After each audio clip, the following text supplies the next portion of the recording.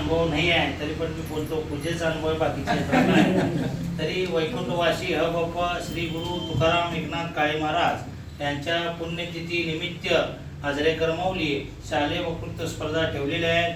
तरी सर्व विद्यार्थ्यांना विद्यार्थिनींना मी ह्या स्पर्धेसाठी शुभेच्छा देतो.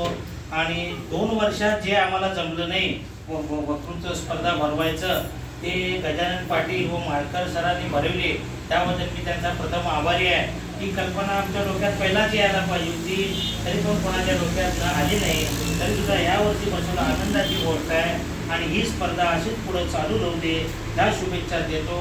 तसेच निमंत्रित म्हणून प्रमुख पाहुणे म्हणून मी महेश पेळकर सर व मला बोलवलं त्याबद्दल मी गजानन पाटील व माळकर सर यांचे आभार मानतो. ही स्पर्धा म्हणजे अशीच चालू राहावी.